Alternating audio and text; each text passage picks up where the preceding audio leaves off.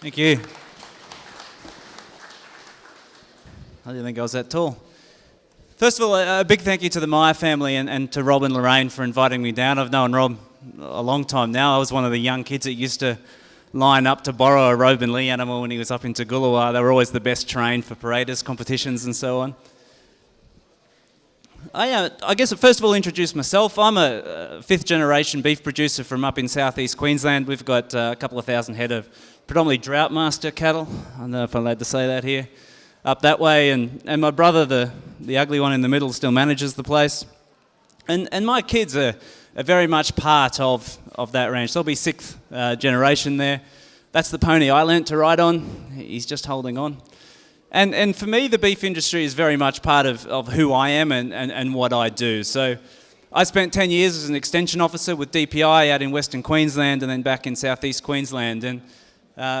And I was blessed enough to have a really bad boss that made me read some job ads, and I came across a job that was Sustainable Beef Coordinator for WWF here in Australia, which was exactly the same job title I had with DPI. And I thought I'd ring the guy, so I rang the guy from WWF and a bloke by the name of Rob Cairns, and he was in Washington DC at the time, and he explained to me what WWF is and what it isn't. And I guess, first of all, what it isn't, we're not an animal welfare organisation. We don't deal with animal welfare. We're purely an environment organisation. We're the world's largest. Over 5 million supporters globally. We're active in 110 different countries. And by orders of magnitude, our impact on helping to save the natural systems that our planet has is far bigger than the other environmental organisations around the world. But when it comes to agriculture, we recognise that we want to minimise the impact of agriculture, but we need to maintain profitable agriculture. We have a growing population globally that we need to feed and clothe. And when we look at beef, we're not talking about managing the environment at the expense of beef production. But like most beef producers, we believe that beef production shouldn't come at the cost of the environment either. So how do we strike that happy balance? And it's important we do. The beef industry globally is by far the biggest land user. It uses 2/3 of the planet that isn't frozen.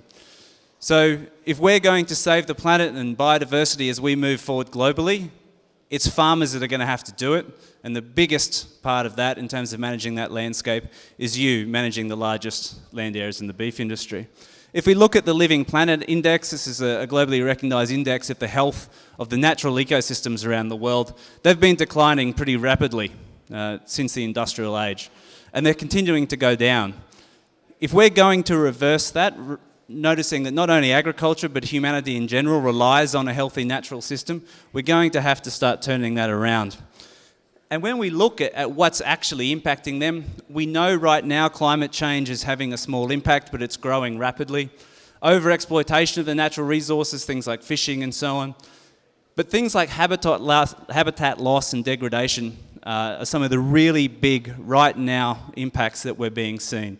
Land clearing and deforestation around the world is affecting not only wildlife populations, but the carbon cycles globally in a big way. And then you see pollution and invasive species and disease, especially in a global world, they're having more of an impact. So if we are going to move that curve and help bring up, stop the decline and then start to reverse the Living Planet Index and help improve our living planet, we have to actually work on all those things. It can't be one or the other. We can't pick horses in this race. We need to all do our little bit across those different areas to try and get better. And it's becoming rather urgent.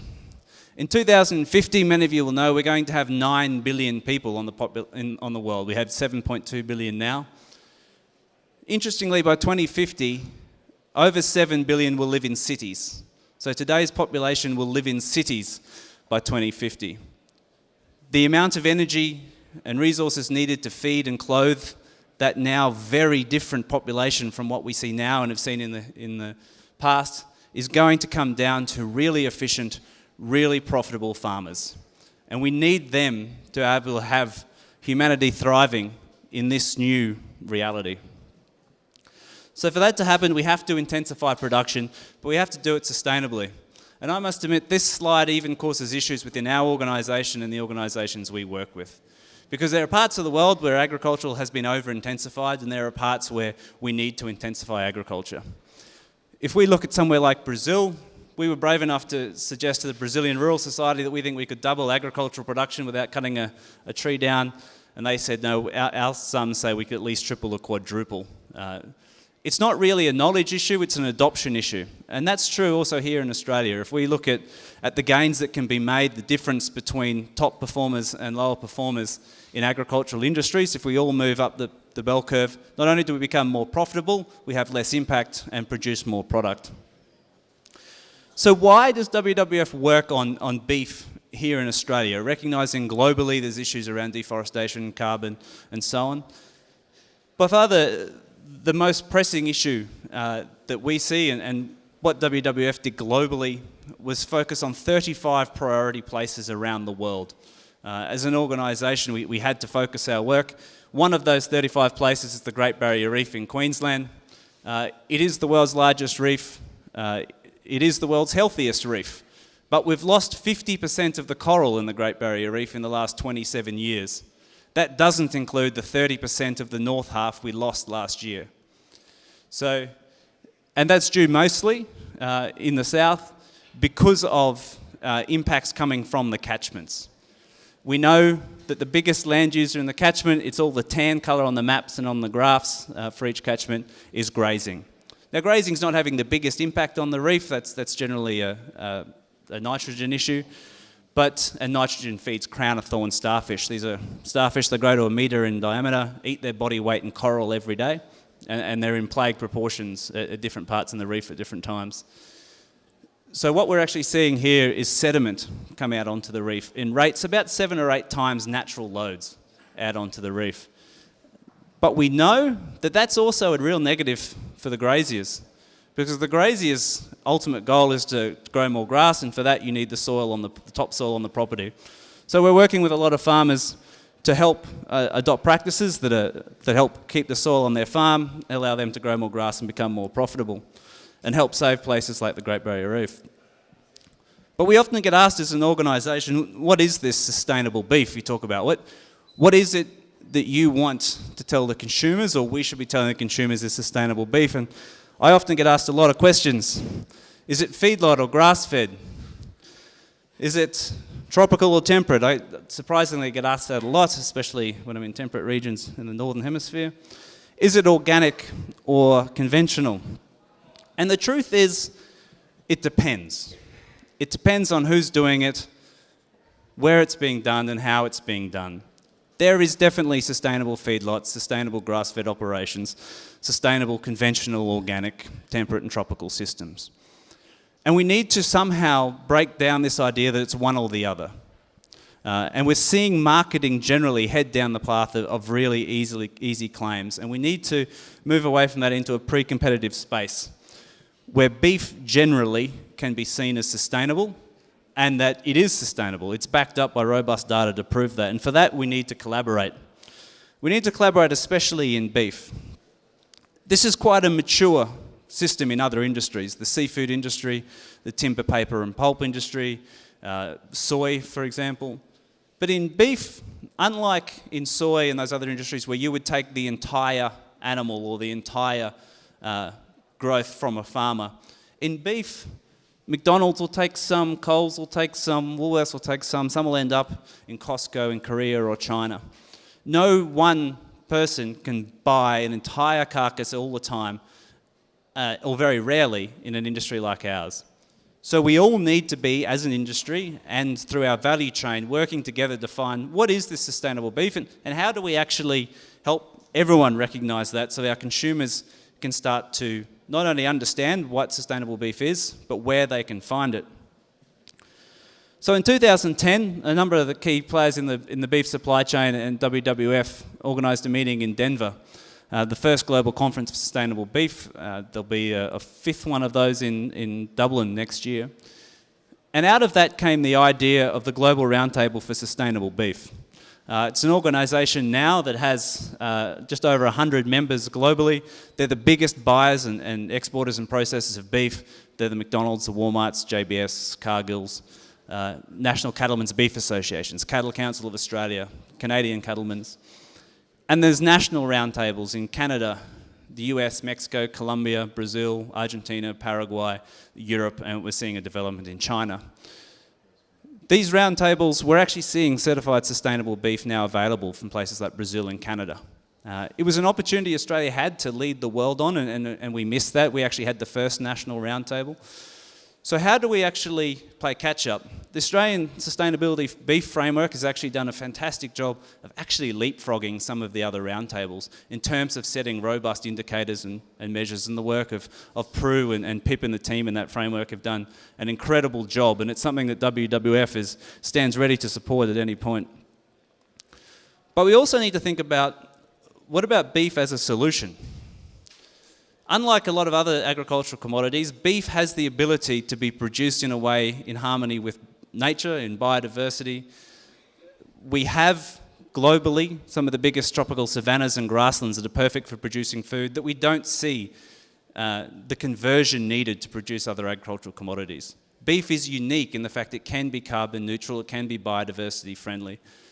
But how do we make it more so? We know globally as a whole, it's actually going the other way. We're seeing soil degradation. You understood as Year of the Soils a couple of years ago. Soil productivity in Australia is declining and carbon levels are declining as a whole. But how do we start to reverse that so that we see more profitable, sustainable farming, but we're also then have a really robust story to tell consumers? Because we're seeing in places like Europe as consumers become more aware, and even in China, which actually has the highest proportion of aspirational consumers in the world, to be honest, it's around food safety, but it's changing, is how do we allow them to have faith? Because in Europe, we're seeing them move away from beef for that exact point that beef has the opportunity not to be. We're unashamedly pro-good farming.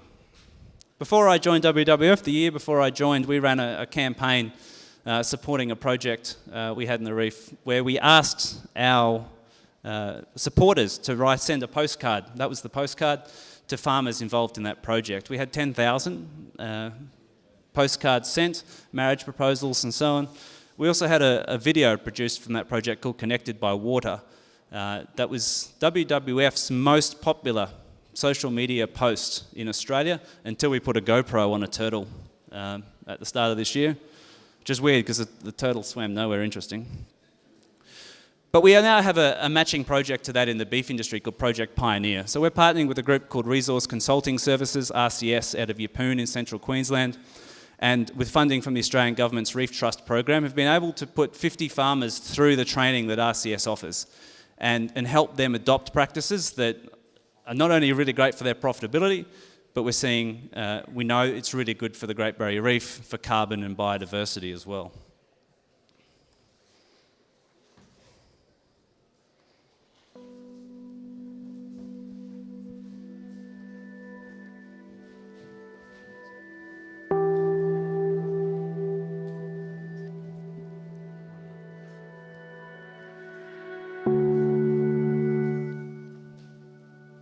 We can support farmers to adopt practices that are good for them and good for the reef. We're not just limiting impacts, but we're actually seeing farming become part of the solution towards saving the reef. When I hear about the reef dying and when I experience the fading coral, we actually took the family snorkeling at Lady Musgrave Island, so we had this very upfront, close experience, and it makes me feel a sense of responsibility as a custodian of the land, the potential that we have to change that outcome. I think for us here, we're so far from the reef, but like our sediment, that's probably one of the biggest things that we can probably do. So if everyone does a little bit to improve the situation, that's less impact on the reef. I mean, the reef is vital for our nation's welfare, but it's also vital for the environment. I always had the dream that the fourth generation would take over from me. That's when I started looking for ways of working with our country rather than battling everything that the country was growing. What we're trying to do is nothing different to some practices that have been around for a long time. We recognise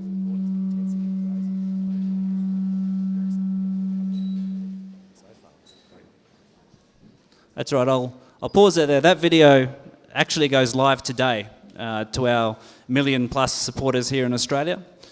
So that video is aimed at developing an awareness of the positivity that agriculture can have as a solution to some of the problems that we've noticed and are discovering on the Great Barrier Reef.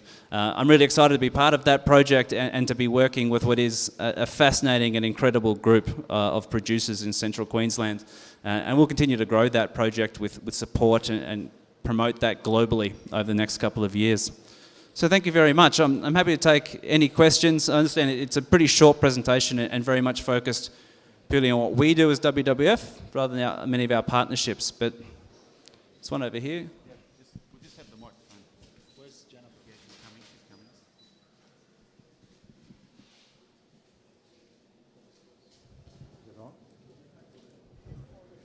coming. Good. Thank you very much. So I'm from Wellington, near Dubbo, in central New South Wales.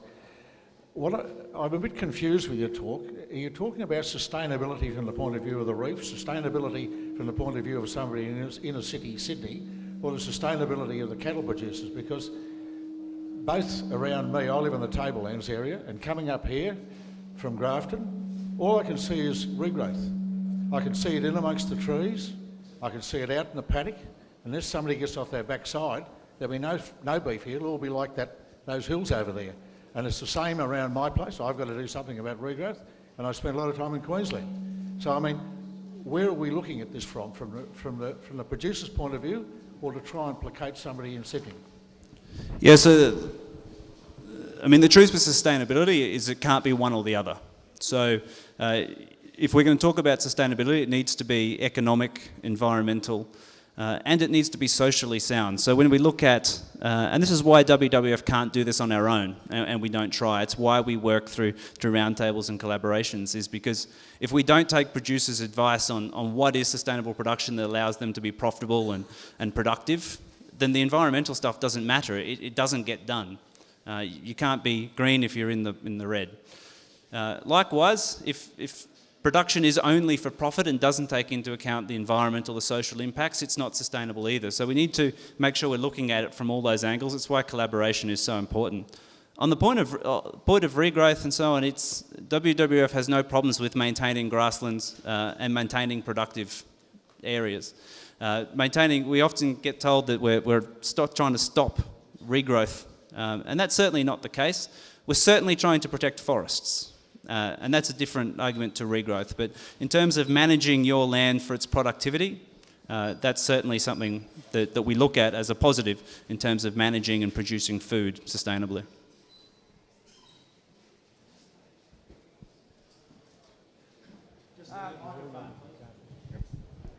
I was just wondering, and probably everybody else has got this on their mind, you're spending a lot of money, and how much are you spending on trying to get rid of the crown of thorn starfish instead of blaming us fellas?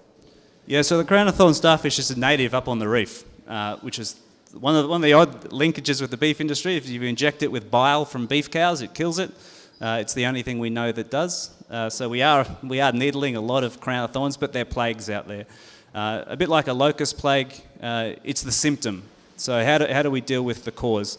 And we know that where agriculture is at its most dense and we're seeing nitrogen levels high, we're seeing these blooms in crown of thorns.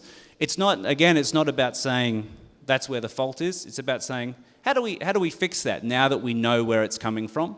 What do we do to ensure that the farming systems can remain there, but that we're not having that negative impact as well? Again, it's not the anti-farming, it's the how do we find the solution? Questions? One more if there is. All right, no worries. Keep hitting. Well, thanks very much there, Ian, and it's very good to have that sort of conversation. So, Rob, would you just like to say a few words to Ian?